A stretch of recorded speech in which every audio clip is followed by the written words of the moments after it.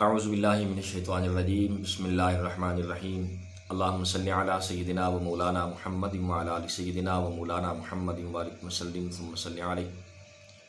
ناظرین السلام علیکم ورحمۃ اللہ وبرکاتہ۔ آج 14 اگست 2020 ہے،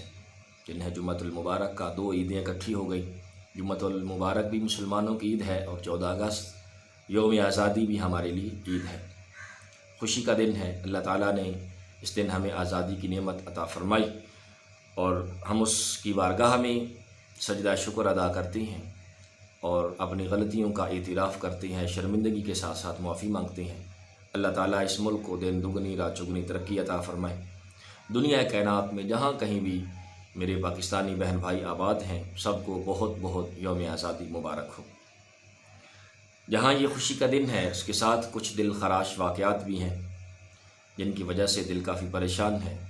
بالخصوص ہمارے کچھ ممالک جن کو اللہ تعالیٰ نے بہت سی نعمتوں سے مالا مال فرمایا،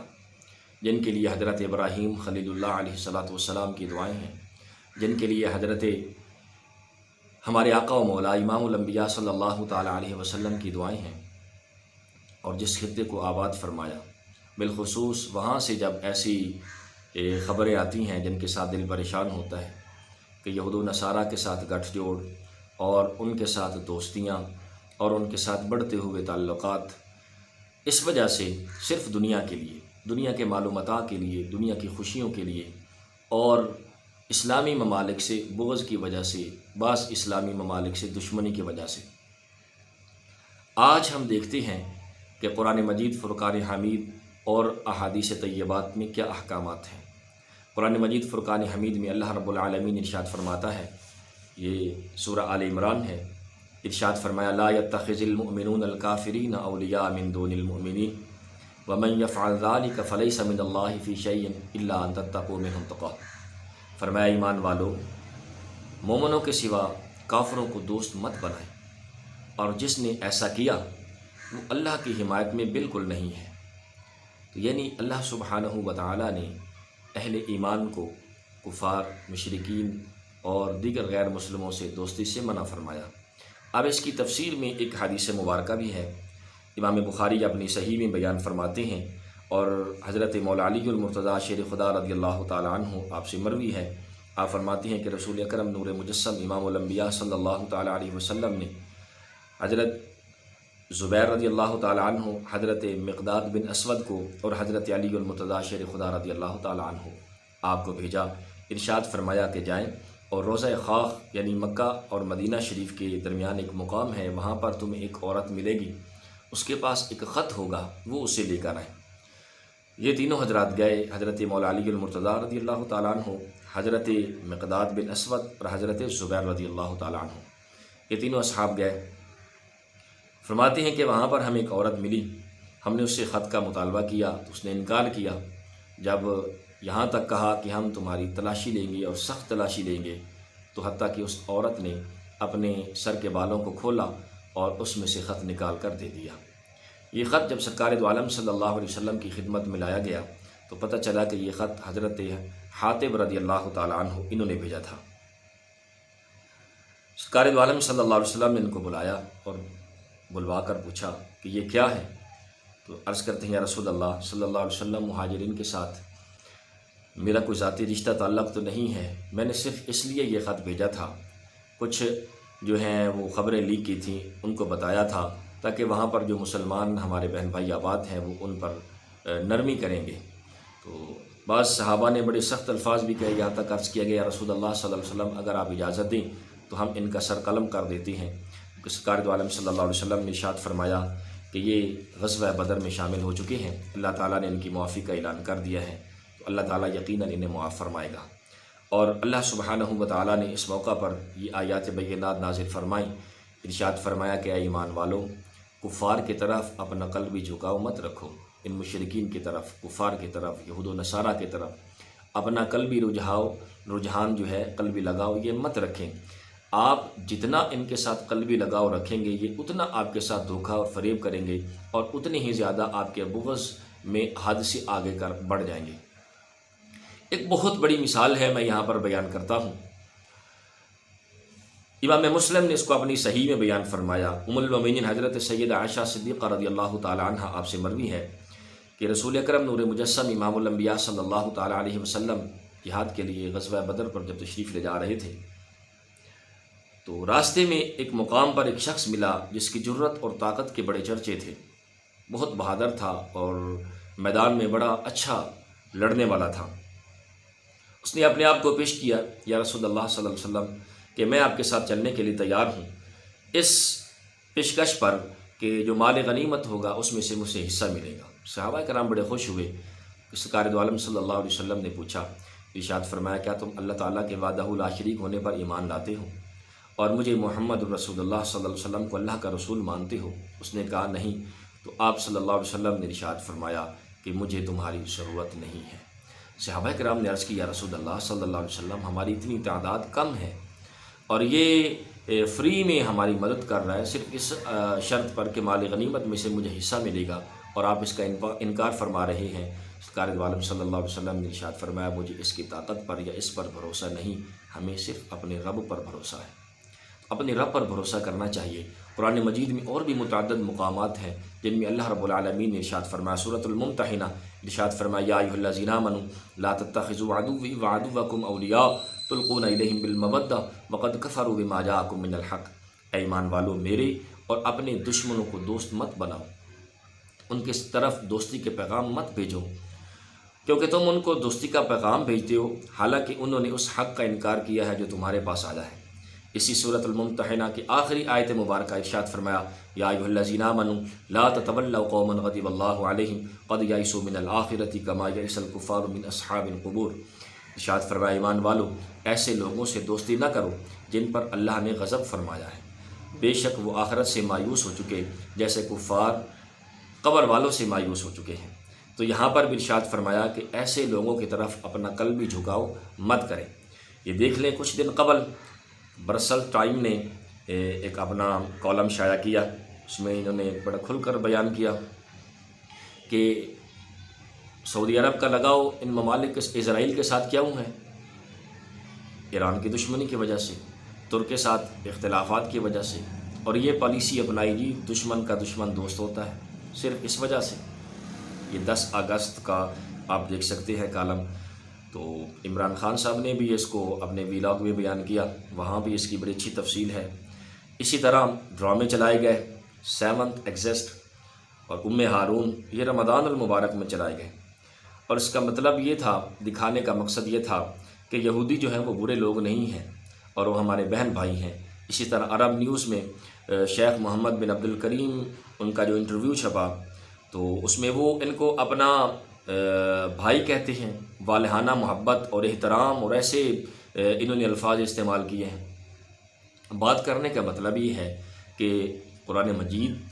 اگر ہم مسلمان ہیں تو ہمارا دعویٰ ہے کہ صرف اللہ سبحانہ و تعالیٰ اور اس کے محبوب صلی اللہ تعالیٰ علیہ وسلم، ان کے فرمودات ہیں، ارشادات ہیں، وہ حق ہیں، ان کے مقابلے میں دنیا کائنات کی کوئی شے نہیں ہے۔ ساری دنیا کائنات اکٹھی ہو جائے اور قرآن مجید فرقان حمید اور سرکار دو عالم صلی اللہ تعالیٰ علیہ وسلم کے خلاف ہو جائے تو ہمارا حق یہ ہے کہ ہم بطور مسلمان اللہ کے رسول صلی اللہ علیہ وسلم کی بات پر یقین کریں گے۔ میں ایک چھوٹی سی مثال دیتا ہوں۔ اللہ کے رسول صلی اللہ علیہ وسلم کا وعدہ ہے، مہمان نوازی سے اللہ سبحانہ و تعالیٰ رزق میں برکت فرماتا ہے، اسی طرح سخاوت سے، زکوٰۃ سے، خیرات سے اللہ تعالیٰ رزق میں اضافہ فرماتا ہے، اور ہم اس کے برعکس اس لیے جاتے ہیں، ہم سمجھتے ہیں کہ شاید اس طرح ہمارا رزق کم ہو جائے گا، ہمارے پیسے کا، ہماری دولت کم ہو جائے گی، جبکہ ہمارے رب کا اور ہمارے آقا و مولا صلی اللہ علیہ وسلم کا وعدہ یہ ہے کہ صدقہ و خیرات سے، زکوٰۃ ادا کرنے سے اللہ تعالیٰ رزق میں برکت فرماتا، اضافہ فرماتا ہے۔ آج ہم دیکھ لیں کہ یہ تعلقات اس لیے بنائے جا رہے ہیں، یہ ہمارے بہت سے اسلامی ممالک جو غیروں کی طرف جا رہے ہیں، بڑھ رہے ہیں، صرف اس وجہ سے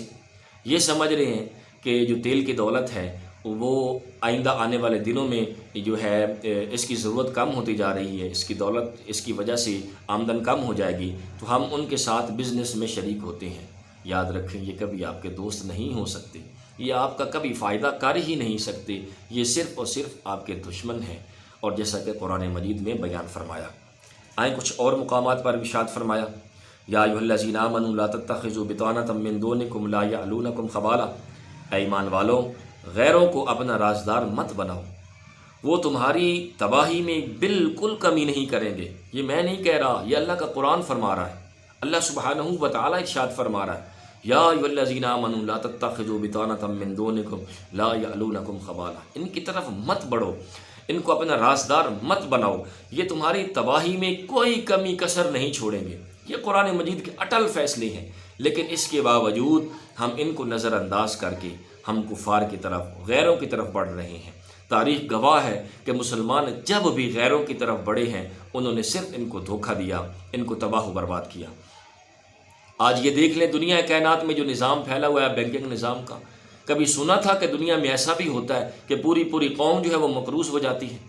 انسان تو مقروض ہوتے دیکھے ہیں لیکن پوری قومیں کبھی مقروض ہوتی نہیں دیکھی۔ لیکن یہ کیا ہے؟ یہ صرف ایک خاص پلاننگ کے ساتھ، ترتیب کے ساتھ دنیا کائنات کی معیشت کو اپنے ہاتھوں میں جکڑا اور اپنی مرضی سے جو ہے ان کی کرنسی جو ہے اس کی طاقت کو مقرر کیا، اس کا ریٹ مقرر کیا اور پھر ان کو مفلوج بنایا اور اپنی مٹھی میں بند کر لیا۔ آج یہی حالات ہیں، دیکھ لیں دنیا میں کتنے مسلم ممالک ہیں جو ان کے ہاتھوں میں کھیل رہے ہیں۔ ہماری آنکھوں کے سامنے ہیں عراق کی تباہی، ہماری آنکھوں کے سامنے ہے افغانستان میں اتنا تباہ و بربادی ہوئی، اتنا ظلم ہوا، گو اللہ سبحانہ و تعالیٰ نے انہیں فتح عطا فرمائی، لیکن اتنی تباہی ہماری آنکھوں کے سامنے ہے۔ چیچنیا، بوسنیا اور کشمیر، فلسطین، کتنے ہماری آنکھوں کے سامنے یہ مثالیں ہیں، لیکن اس کے باوجود پھر بھی ہماری عقل جو ہے وہ کام نہ کرے اور ہم ان کفار اور مشرکین کی طرف بڑھیں، تو یقیناً یہی کہہ سکتا ہوں کہ ہماری آنکھوں پر جو ہے وہ ہمارے گناہوں کے سبب وہ پردے ڈال دیے گئے ہیں۔ اللہ تعالیٰ کا قرب چاہیے اور دنیا کائنات میں عزت چاہیے، عروج چاہیے، تو وہ صرف ایک طریقہ ہے، اللہ سبحانہ و تعالیٰ کے فرما بردار بندہ بننے میں اور سرکار دو عالم صلی اللہ علیہ وسلم کی غلامی اور اطاعت میں۔ آپ سیکولرزم کی طرف جتنا مرضی چلے جائیں، جتنی مرضی کوشش کر لیں، دنیا کائنات کو دکھا دیں کہ ہم سیکولر ہیں، ہم سیکولر ہیں، وہ سیکولر کی آپ کو تسلیاں دینے کے لیے کتنے برے سے برے کام کرنے پڑیں گے، لیکن وہ پھر بھی آپ کی بات پر کبھی یقین نہیں کریں گے، وہ ڈو مور کا مطالبہ کرتے رہیں گے حتیٰ کہ آپ جو ہے وہ تھک جائیں گے، ہار جائیں گے ان کے سامنے، لیکن وہ کبھی آپ کو جو ہے وہ اس یہاں تک رکنے نہیں دیں گے، بلکہ اور مطالبے پہ مطالبہ کرتے جائیں گے۔ تو حق کیا ہے؟ حق یہ ہے کہ اگر موت بھی آتی ہے تو کوئی بات نہیں، شہادت تو ہے، اللہ تعالیٰ کی رضا تو ہے۔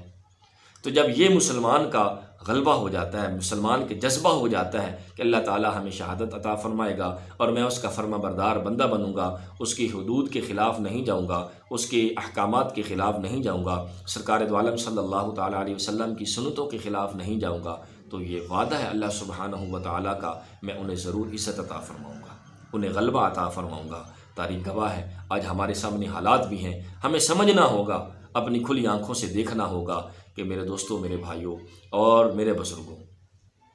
ہمیں اسلام کی طرف واپس پلٹنا ہوگا، یہ اللہ کے ساتھ وعدہ کرنا ہوگا کہ رب العالمین ہم اپنے گناہوں پر معافی مانگتے ہیں اور تیری بارگاہ میں توبہ طائب ہوتے ہیں اور حق کی طرف آتے ہیں، یقیناً اللہ سبحانہ و تعالیٰ ہمیں دنیا میں غلبہ اور فتح عطا فرمائے گا۔ اور اگر ہم ایسا نہیں کریں گے اور کفار اور مشرکین کی طرف، یہود و نصارہ کی طرف ہاتھ بڑھاتے رہیں گے، دوڑتے رہیں گے، تو وہ ہمیں جو ہے بیکاری تو بنا سکتے ہیں لیکن ہمارے کبھی دوست مخلص نہیں بن سکتے۔ عراق کے ساتھ دیگر ممالک کو دیکھ لیں، کتنا استعمال کیا دوستی کے نام پر، اور جب استعمال کر کر کے ان کو مفلوج کر دیا اور ان کو کمزور ترین کر دیا، پھر انہی پر حملہ کر کے انہی کو جو ہے انہی پر غالب آ گئے تو تباہ و برباد کر دیا۔ آج دیکھ لیں وہاں کی جو زمینوں میں اللہ تعالیٰ کی معدنیات، خزانے چھپے ہوئے ہیں وہ نکال رہے ہیں۔ تو ایسا ہی وہ دنیا کے جتنے بھی مسلم ممالک ہیں ایک ایک کر کے وہ ان کو ایسے ہی توڑ رہے ہیں۔ تو آج ہمیں سمجھنا ہوگا، آپس میں اکٹھے ہونا ہوگا، جسے اللہ سبحانہ و تعالیٰ نے ارشاد فرمایا وَلَا تَفَرَّقُوا،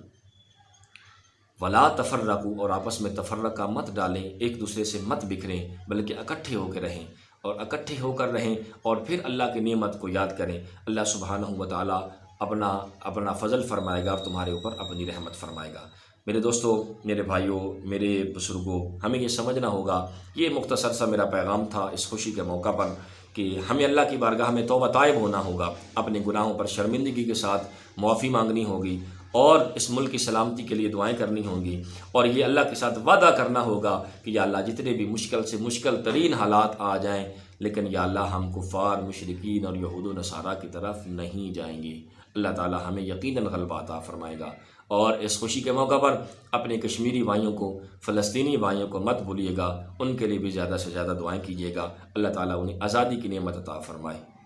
السلام علیکم ورحمۃ اللہ۔ اپنا بھی بہت سا خیال رکھیے گا اور اس چینل کا بھی خیال رکھیے گا۔ اللہ حافظ۔